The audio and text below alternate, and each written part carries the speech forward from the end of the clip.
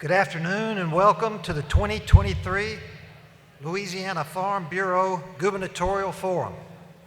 I'm Greg Hilburn, the Capitol reporter for the USA Today Network, and it's my pleasure to serve as moderator for today's event. First, by beginning the forum with opening statements from each candidate, and John Schroeder, Treasurer, is first to begin. Well, thank you, and happy to be here. Very simply, I think Louisiana needs a CEO, somebody who understands the everyday plight that business people go through. My first professional career was in law enforcement, and for the last 32 years, I have been involved in the real estate construction business, besides being the state treasurer. I understand firsthand the plight of business, and not through a political lens, but what it means to make a loan from the bank and have to pay back that loan and invest it and make it back and then maybe get paid at the end of the day and then turn around and do it all over again.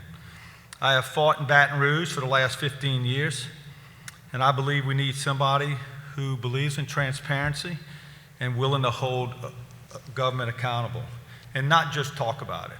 Because I believe government works for us, and it's not us that works for government.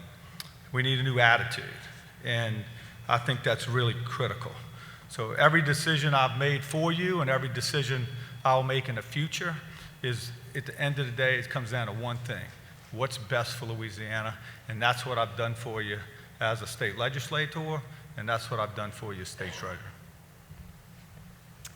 Senator Sharon Hewitt, she is also a Republican. Senator? All right, we already messed up our alphabetical order, I think, here. I'm Senator Sharon Hewitt. It's great to be with you today. Thank you all for organizing this, and thank you for the work that you do. I mean, our country could not survive without the work that you all do. And to the state of Louisiana, you're the second largest revenue generator to the state and a very important employer and a very big part of our economy. I grew up in Lake Charles, the daughter of an engineer and a school teacher. I went to school at LSU, graduated in mechanical engineering, went to work in the oil and gas business, which was not very friendly to women back in the day, as you might can imagine. When I left after 20 years, I was managing Shell's Central Deepwater Gulf of Mexico business and produced about 10% of the company's production in my division. And I walked away from all of that to come home and raise our two sons, who are now living in Seattle and in New York City, because there aren't opportunities for them here in Louisiana. And that's really why I'm running for governor, is to give people a reason to stay in Louisiana and not a reason to leave.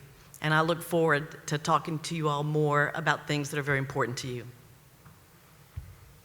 You were, of course, right, Senator. You might think that was my mistake, but really it was planned to see how you could think on your feet, how fast you got to think. Well, hopefully I did all right with the introductions. Great. All right, next up, we'll go with State Representative Richard Nelson, who is also a Republican. Thank you. Can you hear me? All right. So thank you. Representative Richard Nelson from Mandeville. Grew up in Mandeville. I'm 37 years old, so you guys don't have to Google it. I know that probably comes up once or twice. Was valedictorian at Mandeville High, was an Eagle Scout, went to LSU, got a degree in biological engineering, did it in 3 years, so I decided to stick around for 3 more years of LSU football, went to LSU Law School, joined the Foreign Service, Service of the U.S. Department of State, moved to Washington, D.C., then on to Germany and the Republic of Georgia, the former Soviet Republic, not the state. And I basically protected embassies around the world from terrorism and espionage. So my wife and I started having kids. We decided it would be best to come home and raise them in Louisiana like we were. So we moved back to Mandeville, and in 2017, I moved back in 2017, and then in 2019 ran for office. Since I got elected, I've been working on the big problems in Louisiana.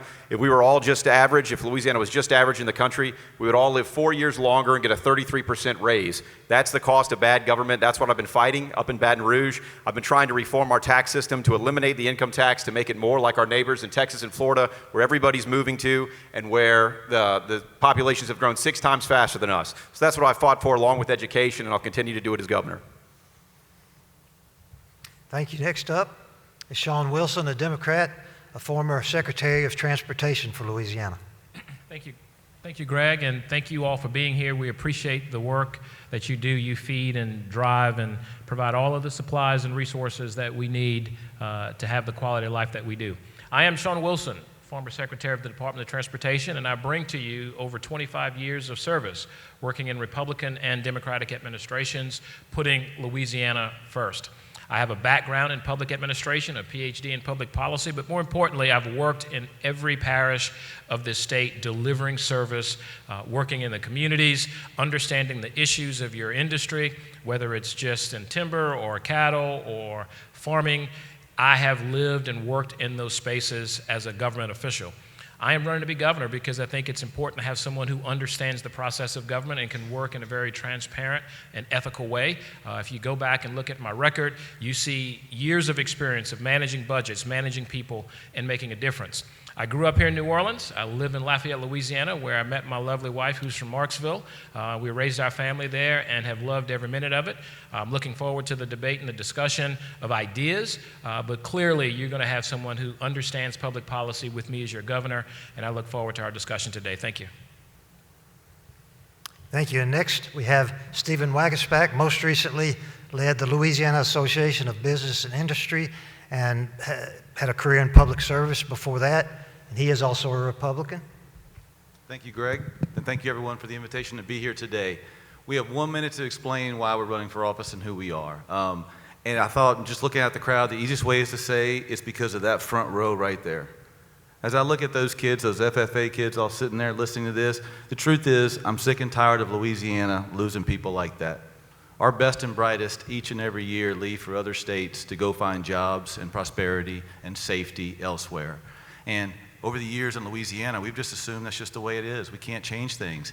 I think that's ridiculous. I think we need to draw a line in the sand and finally say it's time for us to make the tough decisions, have the right leadership, bring everyone together and start solving the problems we've looked at forever. So we stop the brain drain. We start keeping people like that so they can find their future right here in Louisiana. I want them to get their first job here. I want them to raise their family here. And I want them to call Louisiana home forever. Because what we've learned over the years is if they leave, you all leave. Because they have grandkids. They have kids one day that become your grandkids. And we're losing people left and right at the beginning of their career and at the end of their career as we all go chase grandkids. And that's got to stop. Louisiana is fantastic. We have enormous potential.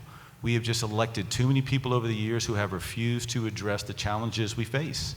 And it takes a consensus builder. It takes someone who understands policy but understands people more importantly. And I think that's what I can bring to the table. That's what I offer for you to consider. And I want to thank you for the ability to be here today and talk to you about that. Thank you. And finally, we have Hunter Lundy, an attorney who is an independent. I kind of talk a little folksy, so I'll never keep up with Representative Nelson in my speech. But I will say this, I'm the third of the 4 children of Pat and Patricia Lundy from Lake Charles, Louisiana. My father worked at the Port of Lake Charles for over 50 years, and when he died, he was the chairman of a harbor docking and towing. My mother was a kindergarten teacher. She taught at McNeese State. I got my education at McNeese at Millsaps College at law school in Mississippi, worked for a federal judge, moved back to Lake Charles, and started my own law firm 36 years ago and was the CEO of that law firm for the last 36 years. During that time, I've advocated against many businesses, many individuals, for many businesses, many individuals, but more than anything, I own a farm with my 2 sons. My oldest son is a fire captain. My youngest son is a ship captain. We have a farm in Beauregard Parish. Over the years, I was the guy that helped try the suit for the crawfish farmers in Louisiana when the wrong product was given on the rice that killed the crawfish. I tried a number of cases, rice genetically modified cases. I also represented a state senator when he got his arm hung in a rice auger. I represented a family that lost a father when a tractor started in gear and the neutral safety start switch didn't work. So I've advocated for my whole career. So the law was my wheelhouse, but I've been a small businessman as well. And I'll be the best governor if God allows me that this state has ever had. Thank you for listening to me. Thank you. And now we'll begin with the questions developed by the Louisiana Farm Bureau staff and volunteer leaders. The first one, agriculture contributes $30 billion to Louisiana's economy every year. But just 2 weeks ago, Huber Engineer Woods announced it would build a new timber mill in Mississippi, not in Louisiana. As governor, what would you do to encourage more business to invest in Louisiana to add value to our agricultural commodities? And this we will start with, to the left, with you, Mr. Lundy. With me? I would build a research triangle in North Louisiana and utilize all our colleges and universities. Most of our timber is located in the middle part of Louisiana and North Louisiana. It's our biggest ag product in the state. So people don't have to go to North Carolina to understand the value of the intelligence that we have, and we can partner with education and private enterprise, and we can grow. I've thought about this for a while and didn't know this would be the question, but we can attract those businesses here in Louisiana. We can create jobs. We can give good jobs, more pay, higher paying jobs. And of course, the number one problem in Louisiana is poverty. If you've heard my message, I said it takes education to resolve poverty and crime. So we can put all three of them together, and we can create an economic environment, and we can use our forest products, ag, to just do that.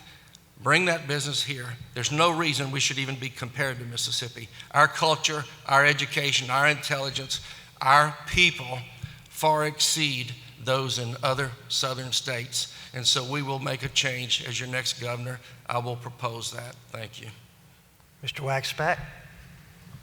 Yeah, I think when a business decides where they're going to locate, whether it's an ag business or any other business, they look for certain intangibles. They want a low tax environment. And especially in the ag community, there are certain business inputs that you cannot pass along to your customers. If the state's going to tax your seed, feed, fertilizer, other business inputs, you have to eat that. You can't pass it through. That's not fair. So we need a state that will absolutely promise to never do that and will look for ways to lower your input cost. You also need a workforce. And that's why I truly want to go in and really drill down into that high school redesign and implement in there the training and the technical training that we need to give our kids ready so they can come out and be a qualified worker. Because right now you're so dependent on seasonal workers, we need to provide you more options and have high schools really double down on ag and technical training so you have that workforce. And lastly, if we want to attract some of those larger facilities, we have to be plug and play, ready to rock. And that means we have to find those locations where we're most able to do so. We do all the preliminary work, utilities, road access, clearing of land. We have it all ready right there so we can go out and recruit those industries to come here in the country and say, look, if you come here, I can give you a low tax rate, I can give you a qualified workforce, and that piece of land right there is ready to invest today because we've done the legwork for you. I think if we do that, we can grow this economy, and ag's an important piece of that. Secretary Wilson? So workforce development is absolutely critical to making sure we attract businesses to the state of Louisiana. Without having an educated, trained, and prepared workforce, which may not necessarily be a college degree, you won't be able to have companies come in and make those investments. We have to make it attractive. We've got natural resources here across the state, and we need to build on those resources.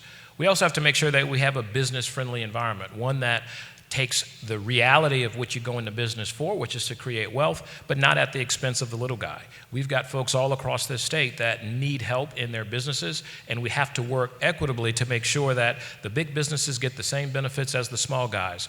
That is how you attract folks to Louisiana. As governor, I will have no challenges with meeting with folks and bringing them to the table and making sure that we put the best foot forward, something that's sustainable.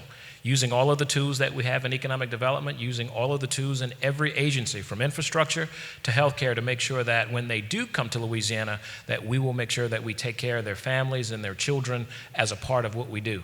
Those are the kinds of investments that we have to make to build a sustainable, effective environment so businesses want to be here. And if they don't want to be here, we have the opportunity to grow those businesses here to be nationally competitive as well. Senator? Thank you. Well, look, economic development is the lifeblood of any state. In my professional career, I was negotiating contracts with major oil companies, and so I'm very comfortable in negotiating and bringing those kinds of organizations and companies to Louisiana. You know, we need more lumber processing in the Florida parishes. I live in Slidell. I'm very aware of that. But we have to give people a reason to come to Louisiana. One of those that we haven't talked about yet is a good port structure. We need the ability to move products in and out of our state and be more competitive with those in Mississippi and in Texas. And so we have to continue to invest in our ports. We invested about $50 million additional money in our ports this year. The first thing that people want is a trained workforce. And so, yes, we have to be able to provide those skills that they need to be successful. In the agriculture business, that includes STEM. I've been a huge advocate of STEM throughout my legislative career. The ag business is becoming very, very high tech, and we need to make sure that we have those technology skills here in our state to provide opportunities. We need a place where families want to live and work, and that is based on a good education system. Thank you. Representative Nelson. So yeah, two things I think that really drive business decisions. One is the tax code. I've spent a lot of time in the legislature trying to get rid of the income tax, trying to rebuild a structure that throws out 100 years of Huey Long style government that concentrates all the money and power in Baton Rouge, puts it back in local communities like Texas and Florida, the states that are really succeeding. I think if we build that structure, businesses will come here. We don't have to give them handouts. We don't have to give them tax credits in order to come here. That's the game we played for the last 100 years of let's pay people to come and date us. It's not a good idea. It doesn't work. The second thing I think is insurance. It's affecting all of us, but affects businesses too. That plant probably went to Mississippi because insurance costs half of what it does in Louisiana and Mississippi. We have to fix the insurance problem. It hits everybody south of I-10, but even our North Louisiana citizens, they have the same problem because they're in the same boat as us. And until we fix those challenges, we're not going to be able to attract businesses here. So I think we made some first steps this year in the legislature to try and address some of those things, but those are baby steps. Those are baby steps. People are still getting cancellation notices for their insurance policies. People are still getting notices that their premiums are going up 50%. That's not sustainable. And so that's on the state government to fix. That's the difference between us and Mississippi or us and Texas, and that's what we'd have to focus on to bring businesses here. Treasurer Schroeder. Look, I've represented small business for a long time, and the majority of jobs in this state are on small business, which is probably the majority of you in this room. We struggle in the construction business with labor, insurance, and just government in our face day in, day out. If you're going to, I want to start with the business that we have here. I want to recruit the people we have here and the business we have here and get out of their way, give them the resources they need to do what they need to do before we start talking outside our state. Because I live in St. Tammany Parish, I'm from New Orleans. You know why my business has been successful in St. Tammany Parish? We've got good schools, we've got very low crime, and the citizens hold their politicians accountable. There's very little cronyism and corruption, and if it is, just look it up and read it on Google what happens. We have our share of public officials that are sitting in prisons or went to prison. So you're not going to get business to move to Louisiana unless you can put them in schools, you can walk outside after dark, and you don't have to pay off politicians around this state. Thank you. And for our second question, in 2025, the 0.45 cent sales tax rolls off the books. That will mean a decrease of about $500 million in revenue available for the state budget. If you're elected, what specific measures would you take to address this sudden loss of revenue? And would you support keeping the current agriculture exemptions in place? And we'll start this time with Mr. Wagaspak. Well, in the second part of that question, absolutely. And to call those agricultural provisions exemptions, I don't think is fair. Because if you take away those protections from those input taxes, ag cannot survive. Because you cannot pass it through to your customers like other industries can. Because a lot of times those commodity prices are set by someone else, not the customer market. And so you have to eat it. Other industries can pass it through, you can't. So absolutely I would protect those exemptions if that's what you want to call it. The other piece is this. Look, in 2025 there is a temporary sales tax that comes up for extinction. And over the last 7 years, all you got to do is read the paper, and the Capitol's been bragging that they've had one surplus after another for the last 7 years. What that tells me is ideally you're not going to need that tax. And so if we do our job right, elect the right leader, we go in and grow our economy, and so that we have economic growth there, you shouldn't need to extend that temporary tax. And if you're going to call a tax temporary, I assume when you pass it, you meant it that way. So ideally, we can have that economic growth, and we can have that tax expired at the end of the day. And that's going to be my goal going into this governor. Secretary? So we actually provide exemptions to several different industries. And if you're going to focus on one industry versus another, it's a very slippery slope. So absolutely, I would maintain the status quo on what we've done with the agricultural exemption until we have a hard look at what exemptions we provide everywhere. With regards to the 0.45, I think it's important to understand where those dollars go. And what you don't often get out of Baton Rouge is talking about what's not going to be done with those government dollars when they disappear. When you think about the investments that we've made in the state, the commitments to finally fund infrastructure with an additional $150 million next year and another $150 million the year after, those are dollars that are coming out of the general fund. And the potential for other crises to occur will put us in a very difficult situation financially, and we will be back to deficit spending in the state of Louisiana. We have a surplus, and we're investing those surpluses wisely, building infrastructure, making one-time investments on things that will help drive businesses and put bridges into commerce for you and your products. And so we absolutely have to be thoughtful of how we're going to handle that 0.45 and have a real conversation on both sides of the equation, inputs and outputs. How do you balance that? And that's what we would do as governor. Thank you. Senator? Thank you, Greg. Yes, I also agree with maintaining the ag exemptions. We have to make sure that our agriculture products are competitive with those in other states. And as you know, most of the other states have exemptions, and it's only fair that we consider the high cost of machinery and, of course, the inputs to creating those crops. So we do need to continue the exemptions. In terms of the 0.45, it is sort of ridiculous in many ways for us to be fretting over $400 or $500 million when we have had billions of dollars in surpluses and excesses for the last few years.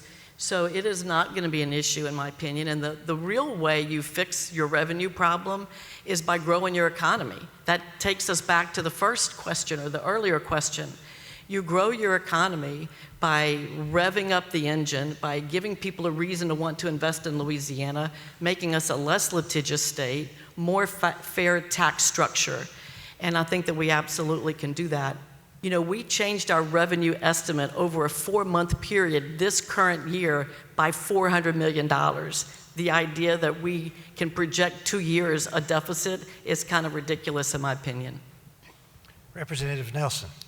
So I think that all the money that we have right now is really just a sugar rush from the federal government dumping all this COVID money on us, from recovery money from the hurricanes. It's really not going to be there. We've seen this before, and cutting taxes right now would be a difficult thing. What I think we should use that 0.45 expiring, though, is for fundamental change. That's why it was supposed to be a temporary tax, because we're supposed to fix the problem, and it hasn't been done yet. And so that's why I brought this comprehensive package of tax bills to just reform the whole system, to throw out 100 years of Huey Long picking winners and losers. I think that's what we have to do. We have to use that 0.45 expiring to actually put Louisiana on a path forward, not the path of decline, which is what we've been on. We're losing 40,000 people a year right now. We have to do something different. And I think this is a great opportunity to really use this expiration to change the whole course and the whole structure of government. That's the way that we can fix the problem. It would put more money in local governments to solve local problems. I go all over the state, and people want, they want to solve crime, they want their roads fixed, they want better schools. Those are all local issues. We shouldn't be sending all that money to Baton Rouge and then asking Baton Rouge to begging Baton Rouge for our money back. So that's what we have to fix. The agricultural exemptions should stay. They exist in all these other states, and there's no problem with them. But we have to do fundamental tax reform if we want to fix the problem. Treasurer. Exemptions, yes.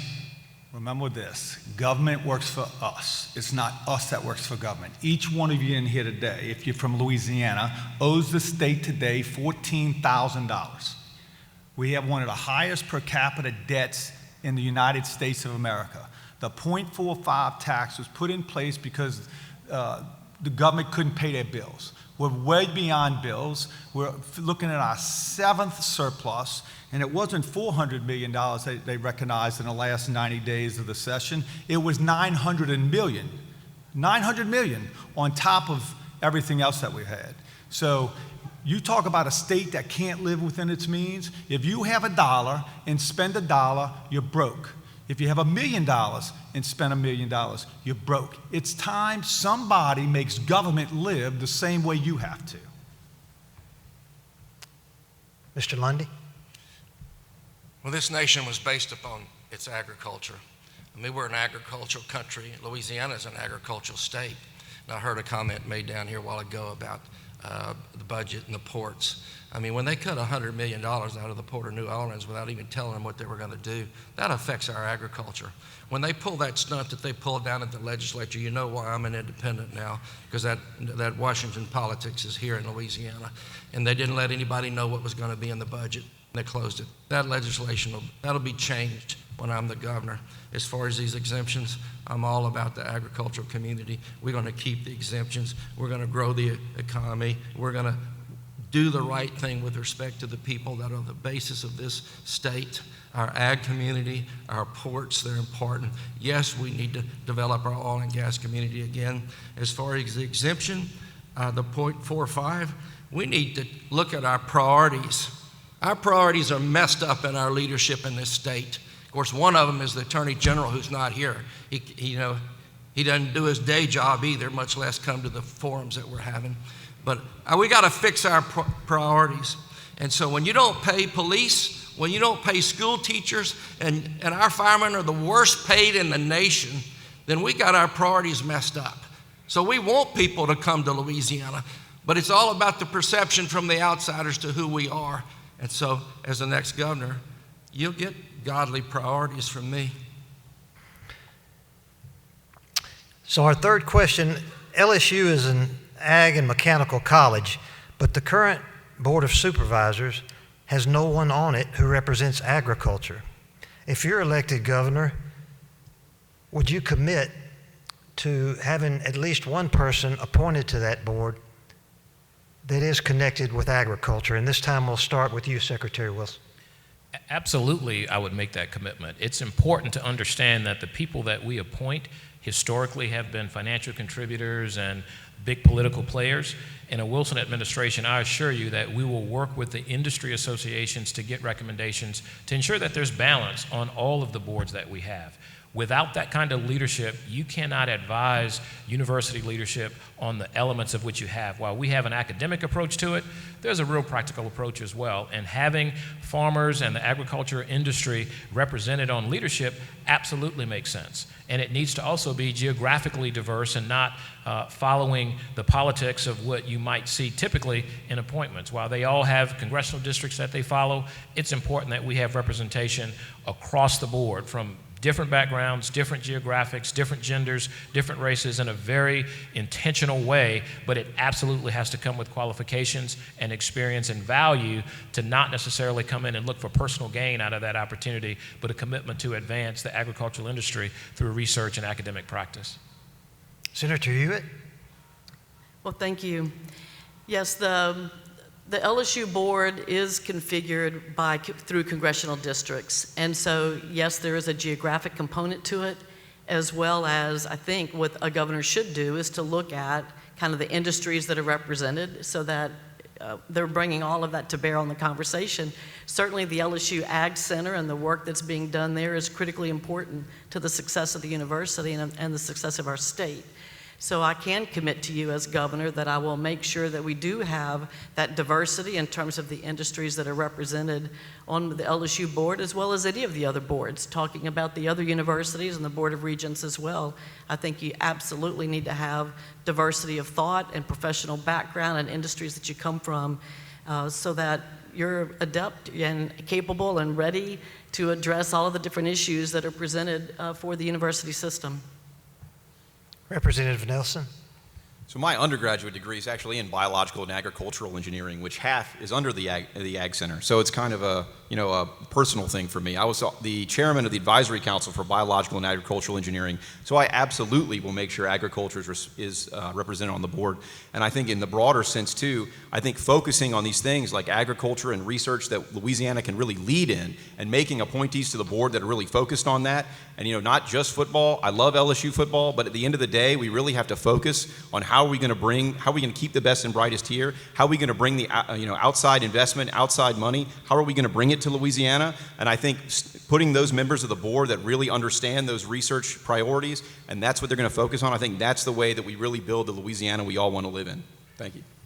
Treasurer? Ag's the second largest industry in the state. And to you in the room, it's the biggest. In the construction world, it's the biggest to me.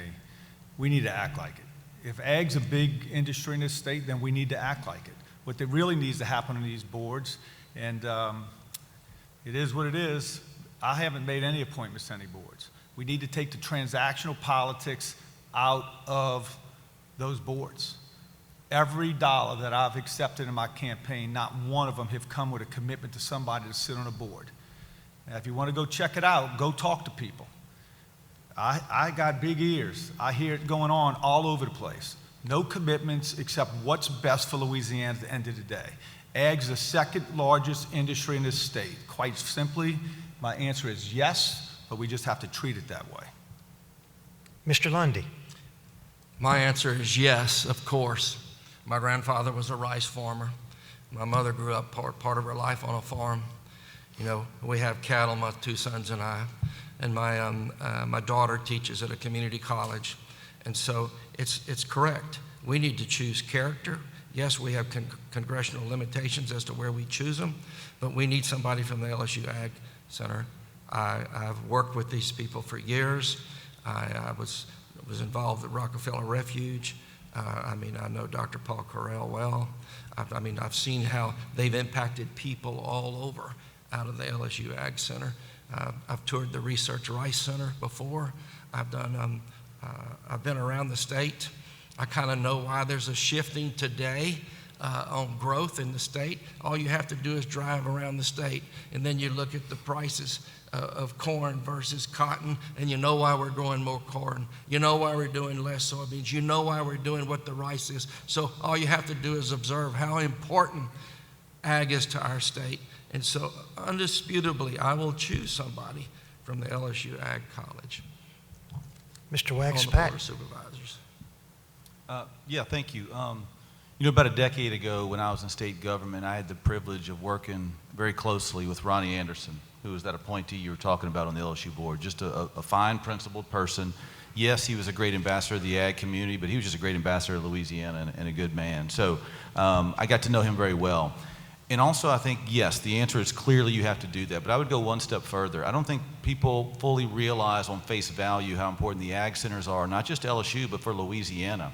So much of what higher ed is looks inward facing, in the classroom, in the university. The ag centers are a great example of what looks out. If you drive around Louisiana, drive to North Louisiana, and you drive by a Louisiana Ag Center facility, you can see it firsthand. Local farmers and ag community in the area going to that place, sharing information, getting information, learning how to fight new challenges that come up day in, day out in the ground. You need that partner to make the small margins work for you and your business. The ag centers are critical, but as we get new presidents and new governors and new legislators, they may not understand it. You need that ag person on the board to explain that, to defend it, and to be a good example of why it's so critical for the state and the university.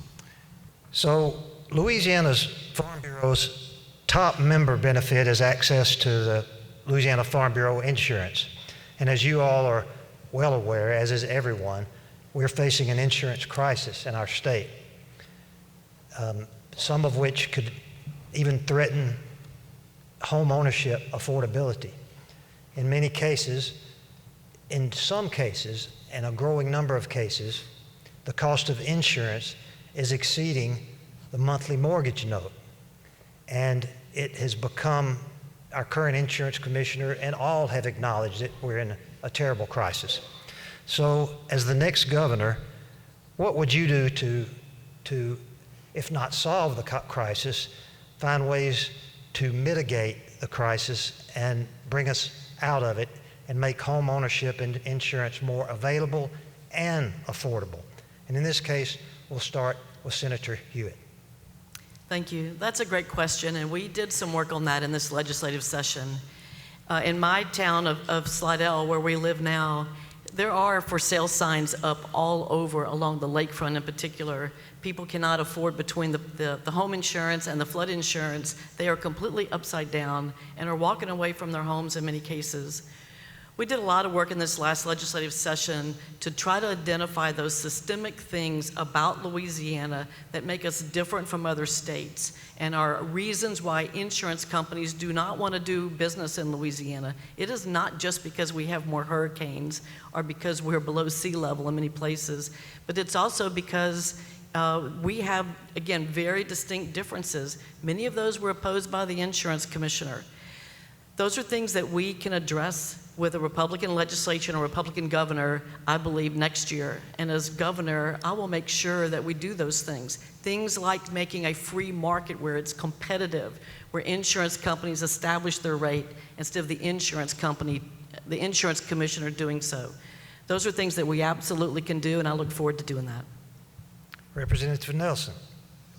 So yeah, I think that, like I said earlier, the risk is very high in Louisiana, but right across the border in Mississippi, the rates are half, right? So I think that there's a reason, and it's really just the law and how we organize the insurance industry. I think we have to look at things like we did in this session. We talked about the assignment of benefits, being able to just kind of give contractors the ability to, charge your insurance company whatever it costs or whatever they want. I think we have to look at one-way attorneys' fees. That's something that drives up the cost. I mean, I think the problem that we run into, I think, as politicians and then also as the public, is we all hate our insurance company, but we need them so that we can own our house. That's the problem, and so we have to strike the right balance. There's rules that say, basically, that drive insurance companies out of here. They say if you drop one policy, you have to drop the whole state. That's not a good thing if you want to keep business here in Louisiana. So I think we have to look at all of these things that are very peculiar about Louisiana law and how we treat insurance companies and make it more like the other states that are broader that aren't experiencing the same problems. People are moving to Texas and Florida. They have hurricanes too, but what they don't have is a lot of the peculiarities that we have in our insurance business. Thank you. Treasurer Schroeder. Look, with a lot of things we have going on in this state, we have 4.6 million people that live here, 2 million on Medicaid, 900,000 on Medicare. A lot of these things are just the type of jobs that don't provide the incomes to pay for certain things and live certain places. So we have issues that other states don't have, like Texas and Florida. So some of this we're going to have to entrepreneur our way out of. For instance, we're going to have to get real creative and self-insuring. Those of us that can afford it, I have to look at other ways to insure my properties because I cannot afford the insurance because I cannot keep passing it on to my tenants. So I have to come up with creative ways. I found out recently that there's a lot of people that fully insure their properties. Well, the land's not going anywhere in many cases. The slab's not going in many cases. So they're insured by tons. But the biggest thing, the next governor, like the last two, haven't done really well, is work with the legislature because you cannot solve this problem by yourself. As treasurer, you know how many times I've met with this current governor in 6 years? The first week I was elected. I asked the insurance commissioner, when's the last time he met with the governor? Couldn't tell me. And he's been there for 3 terms. Mr. Lundy. Well, I know the Attorney General was too busy suing the governor to have any meetings with him. So I don't know what Mr. Schroeder was doing, but I do know that Senator Cassidy introduced legislation this past week. It looks good, looks great. It's going to help us with FEMA. It's going to help us with flood insurance because this 2.0 formula is ridiculous. And so that's going to change the landscape. I left the law practice over a year ago, but before I did, I represented hundreds of people from Hurricane Laura, Hurricane Delta, Hurricane Ida. I represented dozens of churches. After Katrina and Rita, I did the same thing. So I understand the insurance business pretty well and understand that we've got to dig in and we've got to work with an insurance commissioner that's going to listen. And so we can do that. Mississippi had Camille in '69. They had Katrina the same way. They had the same problems that we have. And they had the result of this hurricane in '21 too. So we just have to dig in and do things the right way. I know that one of the major insurance companies in the world waited till some of these smaller ones cleared out. Now they're back in the market. They're back here. And they were sitting on $60 billion of cash on the day Laura hit Southwest Louisiana. And they didn't advance money. So that stuff will stop. I will work with the legislature. We will make a change, and it will be affordable for Louisiana. Thank you. Mr. Wagspack. Thank you. Yeah, the insurance crisis is crippling all aspects of Louisiana, ag community, individuals, families, all across the state. And it's going to take a top-level attention from the next governor. And I do agree that it has to be an inclusive approach. And as governor, yes, I will take advantage of talented people like Mike Strain, the ag commissioner. And as of right now, you're going to have a new insurance commissioner. There's only one person in the race. That person right now is talking about deregulating the market, giving more autonomy out there. I would want to bring Mike and the new commissioner in, sitting down and develop that rapid approach. When we go to the legislature, it's not just the governor, it's not just other bunkers doing it. We're all all lockstep together because we work through it together. I think that's what the market needs. The other thing is the legislature over the last couple of years, and I'm not criticizing them, they went out and tried to attract smaller insurers to come in to provide competition. That is a good thing. We have to do that. But we also know we can't forget about the Louisiana homegrown companies, quite frankly, like Farm Bureau Insurance, who we need to go sit down with them also and saying, what do you need to be able to have more assurance, more surety, more ability to provide more robust coverage? We can't forget the in-state guys as we go out and recruit the out-of-state guys. And so you have to be able to do both at the same time. Thank you, Secretary Wilson. So this insurance issue is not a partisan issue. This is a people issue. Whether you're in North Louisiana and you dealt with the winds and have trees in your houses right now, you're going to have the same crisis that we see in Southwest Louisiana with insurance not treating you fairly and responsibly. It's important to understand that this is a market issue, that we have fewer people writing policies in Louisiana, and it's the reinsurance market that's crumbling. And this is going to be bigger than just Louisiana. When you look at Florida, you look at California, you look at the states that are the lion's share of claims that are creating this risk that the insurance companies don't want to risk and lose more profits.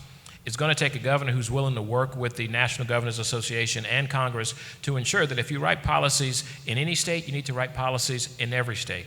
The state cannot afford to incentivize folks and just give checks away to companies to come and write in Louisiana without any certainty. And that's where you're going to have a collaborative effort with all of the elected officials, from the treasurer to the insurance commissioner to the ag commissioner to the secretary of state even, and the governor's office to be involved in making that happen. This is a national issue, and we're going to have to address it in a collaborative, collective way. Thank you. Numerous industries are working hard in Louisiana to secure land for things like solar energy and carbon capture. In the process, some ag land has been taken out of the food and fiber production. What is governor or policies that you might advocate for or may be your priorities to ensure that our land is being put to the best use for the people of Louisiana? And now we start with you, Representative Nelson. Sure. So, I think one of the problems is that the government gets involved in picking winners and losers. We're giving credits and tons of taxpayer money to subsidize these things. So I'm fine with private landowners want to put something on their land that's the free market. What we don't want is the government coming in and saying, here, we're going to give you credits, here, we're going to throw taxpayer money at you in order to build whatever it is. And so whether it's a solar panel or a chemical plant, I feel like it should stand on its own. It shouldn't be the business of the government to pick winners and losers. And like I've said, that's the whole game in this state, unfortunately. I mean, if you look at the legislature, every year we complain about how many credits we have, and then we pass 10 more every year. So we have tons and tons of credits, which is just us going through and saying, oh, well, you hired your lobbyist, so we're going to give our special favor to you. And there's no such thing as a tax credit. What you have is a tax choice. If you give that money away, it means you're raising taxes on everybody else. And so I think solar panels, whatever it is, it's great if it can support itself, if private industry invests and funds it, but the government should not be on the hook for it, and taxpayers especially should not. Thank you. Treasurer? Yeah, I sort of say that's where the fat cats get to play. Here's the bottom line. It really bothers me as an Army veteran, as a former law enforcement veteran. I do not like how government comes in and imposes their will on you. I believe in a free market, but I also believe that government needs to answer to you and communicate to you, and if they can't sell you, then they need to go back to ground, back to the starting line. That's their responsibility, because as I said twice now, here's the third time, that government works for us. So I think we need to do a better job communicating and just not sit back and let government steamroll us. I support the technology of carbon capture, but I'll tell you point blank, I don't like the way government has just steamrolled the citizens of Livingston Parish and told them they're going to put it under Lake Maupaw. If you lived around Lake Maupaw, you wouldn't be real happy. And they basically got zeroed out. Same thing that's happening down in Plaquemine and St. Bernard. I don't like how government imposes their will and tells you, take it and eat it. Mr. Lundy? Well, this is a great organization, and I know that as a group that y'all can decide on what you should do and not do. And yes, I know we got carbon capture, and I know that that climate change, there's some observation for it. Unfortunately, we're spending more money on climate policies for climate change that's called incredible inflation on this country. It's hurt this country, this administration is what it's done. But using the money is a good thing. We got to have wealth. One thing I like about the Farm Bureau, the people in this organization are not greedy. And I think what's best for the state of Louisiana is if you put solar panels, if you're going to do it, put it where it's not in an agricultural situation. It's not where you should be growing rice or cotton or soybeans or sugar cane. You put it somewhere where it's not being used, if that's what you do. My recommendation is going to be put it on buildings. But I'm all about family freedom and faith. And I'm not going to tell people what they got to do and not do with their property. But this is an organization that is faith-based, and you can make a decision as a group what you should do and not do and influence one another. Mr. Wagaspack? Yeah, I'm generally, sometimes you have to break these down to fundamental principles, and to me, I'm a property rights guy. And today the question you focus is on solar panels and carbon capture. 10 years from now, it might be something different. 10 years ago, it might have been something different. Technologies and industries are always going to change, and so if you're always changing regulations based upon the winds, you're going to have a disjointed code. You got to break it down to the simple facts, which is property rights should govern. And so in the ag community, if you're a private property owner and you've been taking care of that land and meticulously doing it, I think you deserve the right to control that. And every now and then government has to come and do certain things like zoning and restrictions and all that stuff. But just be very, very minimally how you do that. It's just to protect community growth and greater good, but it's very minimal in how you do that. So at the end of the day, I trust private property owners to make the best decision. We've trusted them since the foundation of this country. The entire country was founded on people that sailed over here and they went and they grabbed land and they put a flag in the ground and they built a house and they started producing products, and next thing you know they had a family, and next thing you know there's a community. That's how we started. And we have to go back to basics sometimes and say maybe that's where we should be today. Thank you, Secretary, I'm sorry. You know, it's your property and it's your choice. You're going to make a business decision and a family decision for what you do with your property. And it's not the governor's position or the legislature's position to tell you what to grow or what to plant on your property. You're going to make a business decision. You're going to make the decision that's for you and your family. There's this thing called local government here in the state of Louisiana, and I support local governments. I support their right to say what they want, how they want a community to grow and evolve. Those are jurisdictions that are not the states. That is a local government responsibility to tell you where you can do, what you can do, and how you can do it. The state's role is to make sure whatever you do, that you do it safely, that you protect our natural resources and do no harm, that you do not abuse the state's resources in that process. Whether it's carbon sequestration or solar farms or CNG, it's important to do it wisely and do it in a process that's going to produce value for our state, whether it's job creation or investment in resources or generation of resources to be used to offset other expenditures of government. It's your decision. You make those decisions. It's not the government's place to tell you what to grow or what to put on your property. And as governor, that's the position I will maintain. Thank you. Senator Hewitt? Yeah, thank you, Greg. Look, land is the most valuable resource that we have in our state because when it's gone, it's gone. It is a finite resource. And so we have to be very judicious about how we choose to use the land. And I agree, as private property owners, you should be the ones deciding on how to use your land. For the land that's owned by the state, we also have to be very judicious about how we choose to use it. And in the case of solar, I think we do have to make sure that what we are setting ourselves up for is an energy grid that is reliable and affordable.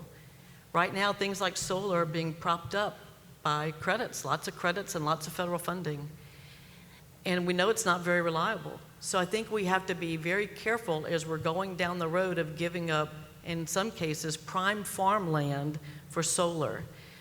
There's a place for that, and we have to be very careful about those decisions. I think we also have to make sure we're protecting our prize farmland from foreign investors, from selling to the Chinese. Or Bill Gates or any of those other guys. We need to make sure that farmland is here for the farmers in Louisiana. Thank you. Thank you. And thank all of you for your answers, thoughtful answers to these questions.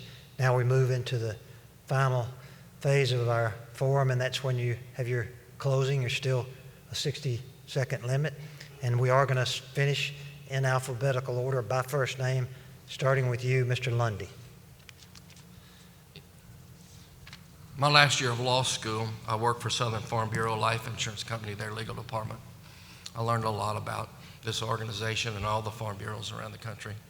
I had a job offer, but I chose to go to work for a federal judge and then move back home to practice law in Louisiana. You know, my heart is with the agricultural community. It always has been. Even in my wheelhouse of the law, that's who I chose to represent every time I got to do it. You know, I've been an advocate for many people against a lot of large corporations, a lot of insurance companies, and I like to say yes. I've been in a lot of David and Goliath stories in my life, and I generally always sided with David, not Goliath. And so I feel like that if you choose to vote for me, God allows me to be your governor, you won't have any regret. I don't know anything to any political parties. I know what the problems are in Louisiana. We can fix poverty with education. We can reduce crime with education. And we can grow our agricultural industry and our maritime industry and be proud of Louisiana. Thank you. God bless. Thank you. Treasurer Schroeder? Yeah, I appreciate the opportunity. Look, the bottom line is, if I am not successful in being your next governor, I'm either going to retire, hang out in White Castle. My mother-in-law's in Uso, lives in the middle of the sugarcane fields, which I've been going to for 41 years. I'm a little edgy, and some people say I lack a little personality. But ladies and gentlemen, I go to work 5 Mondays, sometimes 6 Mondays a week to work for you because I enjoy solving problems. I'm not a transactional politician, meaning I don't pay to play, and I do not like the entire process. As your state treasurer, I've seen it firsthand. I saw it as a legislator. I dealt it with as a legislator. I've seen it as much as a state treasurer. We need somebody to go to work every day. Every decision made will be based on what is best for this state. Thank you. Representative Nelson. Thank you. So you might ask yourselves, why do you want a 37-year-old governor? And I would tell you it's because I'm not in this for the next 4 years. I'm in this for the next 40 years. That's what I care about. That's what I'm looking for. This is not my retirement job. I know exactly what I want to do. You can go, you can read about it online. I've talked about it. I want to get rid of the income tax. I want to restructure it. I want to get rid of Huey Long out of Louisiana so Louisiana will grow again so that people will come here. It's not just political sound bites. It's actual bills. It's actual policy. I can tell you, the cost of bad government is 4 years of your life and a 33% raise. That's what it costs you. And so it's not going to get fixed by rearranging the deck chairs on the Titanic. It's going to take big ideas to get it done. Absolutely big ideas, and it's going to take policy. I've spent 4 years in the legislature. I've worked in 30 countries all around the world. I've lived overseas. I've seen what difference good government can make, and I guarantee you I will bring it to Louisiana. You will have nobody that goes to Baton Rouge and fights harder for you. You have no one that has more involved, that has more on the line than I do. I have 3 children, 9, 7, and 4. They're growing up here, and I will fight every day for them and for all of your kids. Thank you. Thank you. Senator Hewitt. Thank you, Greg. Look, I think I bring the best resume to the table. I come from a business executive position. I was a stay-home mom and a grandmother, making our schools better. I've served 8 years in the legislature, written 125 bills. Things like tort reform that we didn't get to talk about that is so important to this industry, getting our state where it's a less litigious environment. You're not going to get that by electing an attorney as your governor. You're going to get that by electing an engineer, right, that really cares about this state and is willing to fight for what's right so that we can bring our kids and our grandkids back to this state rather than giving them reasons to move to all these other states all around us. Y'all, we're at a critical stage in our state's history. And if we keep electing the same kind of people, you are going to get the same results. How about electing a problem solver? Somebody with a track record that knows how to fix things. And I'm asking for your help and your support and your vote, and I'm Sharon Hewitt. Thank you. Thank you. Secretary Wilson. I'm Sean Wilson, candidate for governor, and I need your vote. Here's why. When I retired from the state after 25 years of working hard and delivering it with Republicans and Democrats in rural and urban areas across the state, go back and look at my record and see the accomplishment. you'll find someone who can build bridges and work with people, who can find common ground and lead and get real things done. Projects that are 30 plus years old, solving big issues, working with industry, having a word that means something, and having some integrity and transparency and ethical standards about it. That's why I want to be your governor, because you need someone who can be an adult in the room sometimes, someone who can say no to their own party and say yes to the other, and vice versa. That's what I've done as Secretary for the Department of Transportation, Chief of Staff, working in the Louisiana Surf Commission in communities all across the state, putting Louisiana first. If we want to have real leadership, these problems are going to take a while to fix. You need sustainable, steady leadership, and that's what I've done for 25 years. That's the service you're going to get from me every day as governor. I look forward to working with every one of you. You can visit us online at wilsonforla.com. You can donate, volunteer, and support, and learn more about this effort to lead Louisiana. God bless you, and thank you for having me today. Thank you, Secretary. Mr. Wagaspack? I guess what I would leave you with is, ask yourself where you think Louisiana is and where you think are realistic goals of where we should go. We've talked about a lot of policies today, and they're all important. But let me tell you the biggest issue facing Louisiana today. It is a culture of low expectations. There are too many people that have accepted things as reality that can't be changed. That has been a complete lie sold by politicians in the Capitol for decades. The truth is we can have our cake and eat it too. The truth is the rest of the South is booming, and we're going backwards right now. And the truth is, if we do the little things, the blocking and tackling, we can join those states and enjoy the renaissance going on right now economically all around us. It is there for the taking. It just means fixing our workforce, and that means doubling down on high school, retraining, making sure these kids have a job here for tomorrow. It means lowering taxes, getting government out of your lives as much as humanly possible. And it means learning the lessons of the past and refusing to repeat them time and time again. I've never run for office before. This is my first and last rodeo, I'll tell you that right now. But I tell you, if you elect me, I will give you everything I got. I will bring people to the table, and I will do whatever it takes to bring solutions to the problems that we've been tripping over for decades in this state and stop the brain drain once and for all. Candidates, I want to thank you for engaging with us, engaging with the audience, and for offering yourselves for public service and offering yourselves in a public event. And I think they deserve a round of applause. Thank you for coming. Well, the farmers of America are the heart of America, and they're the heart of Louisiana. And so we have to protect our agricultural society. We cannot do anything but support them. We need to help them with insurance issues, we need to help them with tax issues, and we need to help them with property issues. So I support the farmers, I support the agriculture community. We cannot cut the budget of our ports because that has an adverse effect on our farmers, because we are some of the largest shipping the largest grain around the world. We ship seafood, we ship all kinds of products up our rivers and out our ports. And so when you cut the budget that affects a port, you hurt our farmers, and that's what we just saw the legislature do. And so today I want to say that, I got to participate in a panel with 3 politicians, a bureaucrat, and and what I call him Jindal 2.0, the former chief of staff of Jindal's administration and Vitter's administrations. I'm giving the Louisiana residents a clear choice for governor. Well, my main message is agriculture is one of the most important industries in our state, and that as governor, I want to make sure I do everything that I can to protect the industry and to encourage more agriculture and to take away any barriers that they have in our state.